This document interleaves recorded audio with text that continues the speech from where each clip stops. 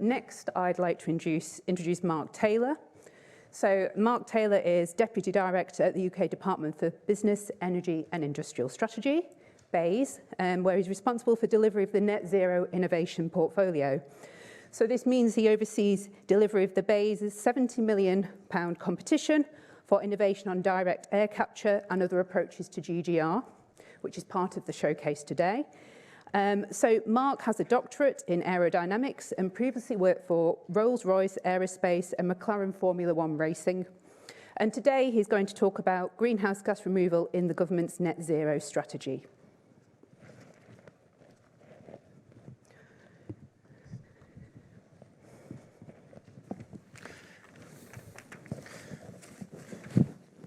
Okay, thank you very much.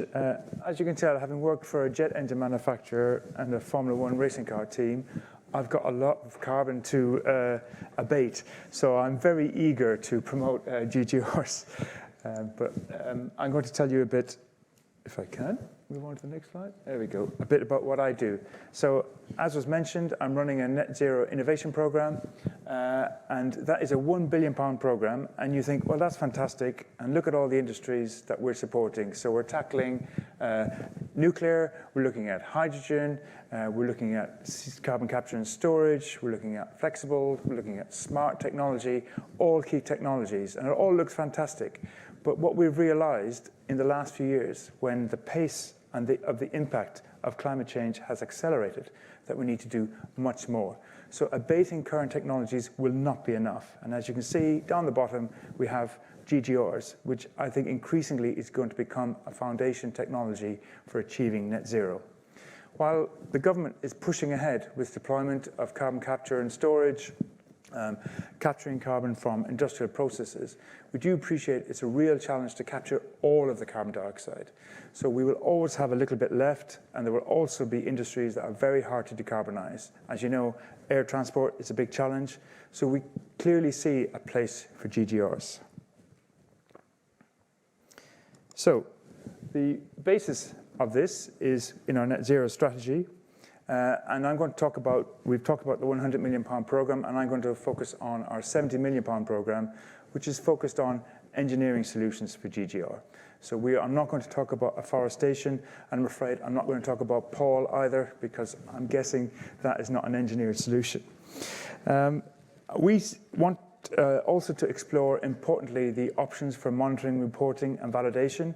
One of the things we've got to be very careful about in any technology we're developing in this space, that we really are having the impact that we think we're having, and we're also not having secondary impacts on the environment. So things like, people talk about enhanced weathering, which looks very exciting, but we've got to think about small particulates of rock dust, how we manage that, and whether there's any healthy safety aspects. And a bit later on, I'm going to talk about some of the challenges and some of the individual technologies that we did.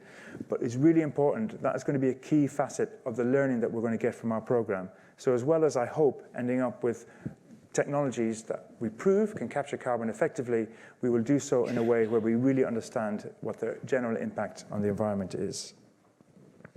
The other duty we have, which Joe will talk about a bit later on, is developing markets and business models. Because obviously it's very important that if you are capturing carbon, you can make a functioning business out of it. So finally, why GGRs? So we need to capture carbon because it is such a challenge to achieve net zero. So we're going to need more than the current abatement strategies we're taking across industry. And that's where GGRs come in. And the CCC has established that we cannot achieve net zero without GGRs. And therefore, we need to make progress. But it turns out, as we've seen for the recent IPCC reports, that we're having a very detrimental impact on the climate at the moment. And global heating is actually accelerating, and the impact is accelerating. So we see that this makes it more urgent, and we've set an ambition for 5 megatons of engineered carbon capture, or GGR, by 2030, which is not very far away. And when I tell you a bit more about our program, you'll see that that is a very big challenge. So this is a bit more detail about our program, and we have a schematic which shows you the technology. And as predicted by the Slido, DAC was the biggest application process. But you can see we look at a number of technologies, include enhanced weathering, biochar, and BEIS, of course. So this gives you an idea of what we're doing. We have 2 lots. And the reason we did that is because we found the technology is actually quite immature. So lot 1 is for TRL4, starting at TRL4, so quite early in the industrial proving out process. And our target is by 2025 to get them to TRL6. And then in the second lot, we're taking more mature technologies, ideally from TRL6, and pushing them on to TRL7, so they start to get ready for commercialization. Now, as you can see, there's 2 lots. In the earlier TRL technology, we're looking for a demonstration of just 100 tons a year. So by 2025. It's the first key step, but obviously it's a very small contribution towards the 5 megatons we need by 2030. And in the second lot, our ambition is 1,000 tons per year. Again, only a scale that proves the technology. So one of the key reasons for being here, I'm very encouraged that by 2025 we'll have a much better understanding of the capabilities of technology. But thereafter, we need a massive acceleration because we need to really scale this technology up very quickly and deploy quickly.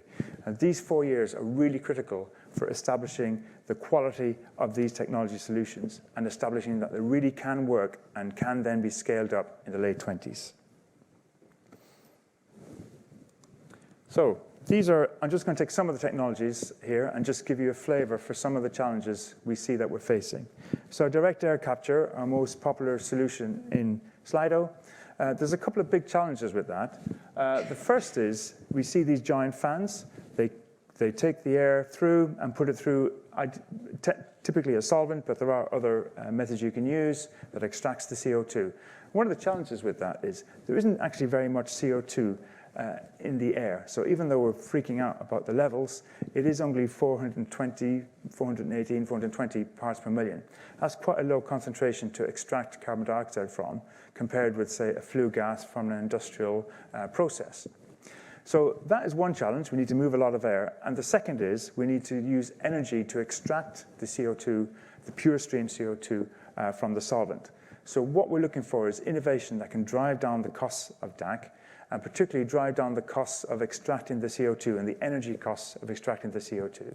Because at the moment, there's not a lot of challenge, not a point in going through CO2, capturing CO2 from the air, and then using, say, natural gas to run a heat process to extract that pure CO2 stream.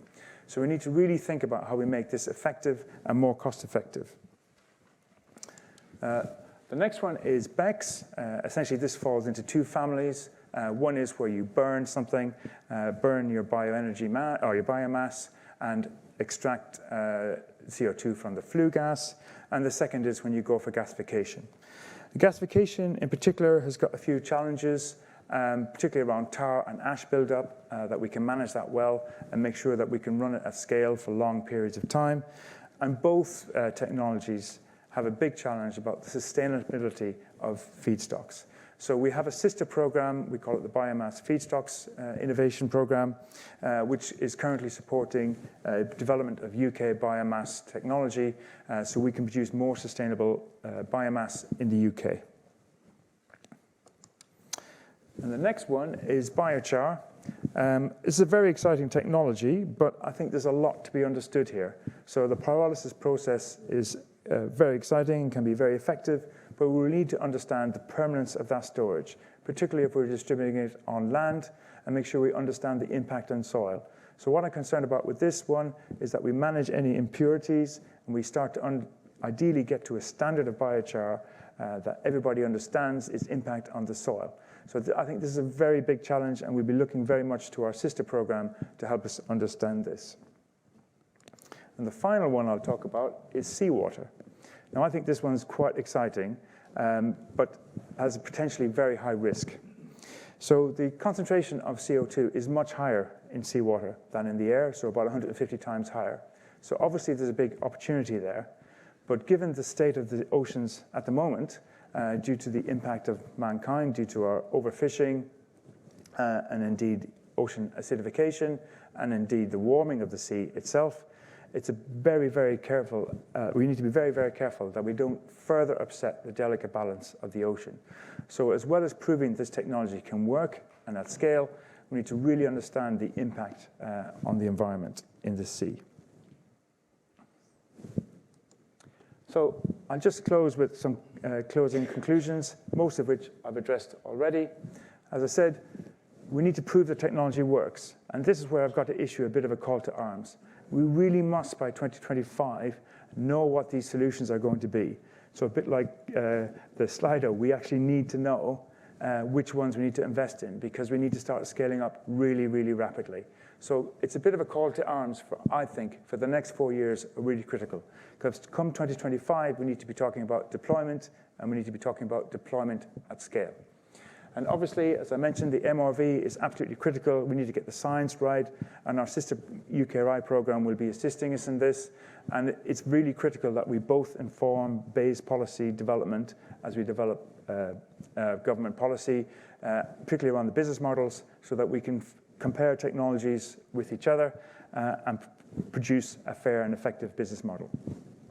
And then finally, as I mentioned, we need to take really close care of secondary impacts. So we might be capturing carbon, but we need to make sure we're not having a secondary impact. Most importantly, we just need to deliver. So the climate is in an alarming state and continues to deteriorate. And this technology is going to be a really important feature of us solving this problem. And I'm really hopeful that the UK will develop the technology in the time frame we need, and also that we'll be able to export it effectively throughout the world and help make concrete progress across the world. Thank you very much.